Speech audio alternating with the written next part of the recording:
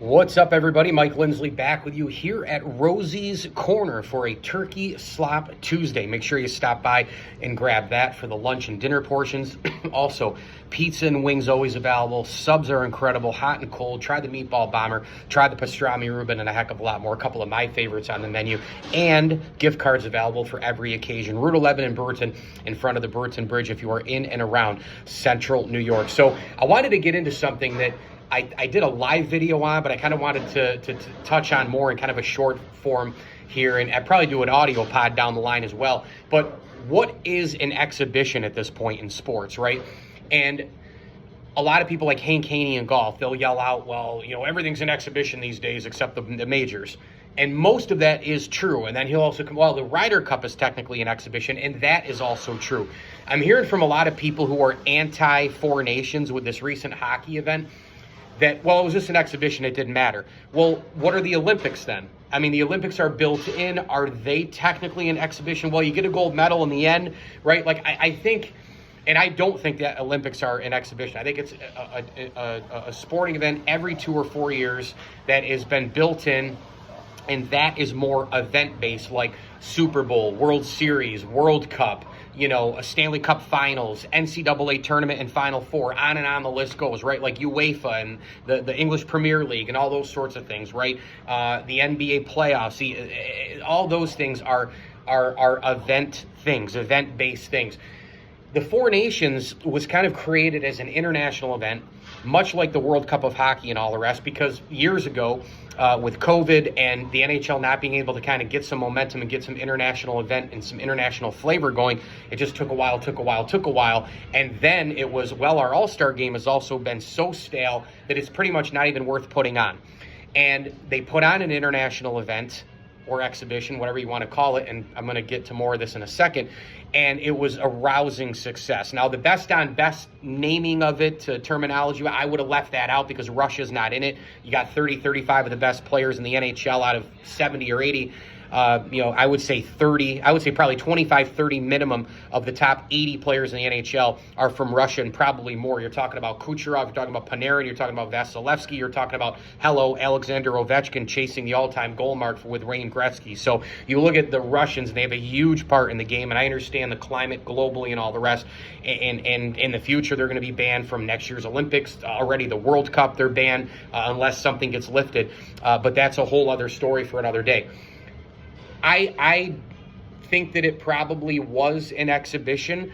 Anything that is international that's created is a non-event Olympic, right? Non-Olympic event, non-awarded gold medal, Stanley Cup, claret jug, World Series trophy, whatever comes at the end, that is more of an event situation. But as far as exhibitions are concerned and what technically is an exhibition, I think that you, the sports fan, based on how much you care and what the passion is in the respective worlds of sports, and also, what it is to that respective sport, that exhibition or exhibition/event. There's no bigger event than the Ryder Cup in golf. You have the majors, you have the Ryder Cup, and then everything else is kind of like way off the beaten path, in my opinion. You've got a couple of tournaments that mean something. You've got an important, you've got maybe the World Golf Championship tournaments. You've got the Memorial. You've got the Tour Championship. A couple, maybe 3, 5, 6 tournaments are really, really big after the majors. And obviously that Ryder Cup, which comes up every couple of years. But other than that, it's Exhibition City. But if you're a pure golf fan, if you're a psycho passionate golf fan, all of those are events to you. Well, be my guest. So I think exhibition versus event is based on a couple things. Number one, how much do you care as a sports fan or media person or whatever? And then number two, it's the importance in how it relates to the sport. And in this case, the Four Nations was created, and it was a huge success. It was a resounding, unbelievable home run. The ratings were crazy good in both the first, the preliminary game with U.S., Canada, and then the next one. They were even decent with the Finns and Swedes whenever they played anybody as well. But the final game was crazy good, and it brought a ton of new fans in. You had the fights out of the first 9 seconds in the first matchup. The two premier hockey countries right now. You had all the political stuff surrounding it as well.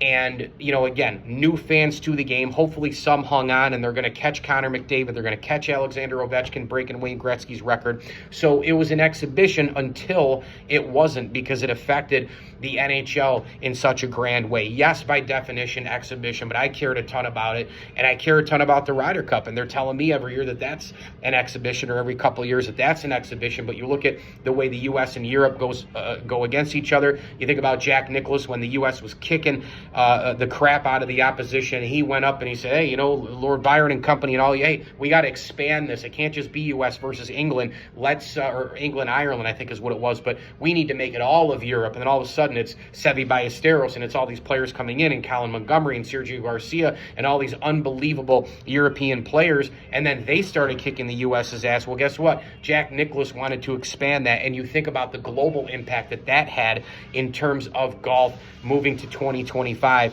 here where we are with the Ryder Cup. So exhibition is an exhibition until maybe it's not, and it becomes an event to impact the sport. And how much you care about it.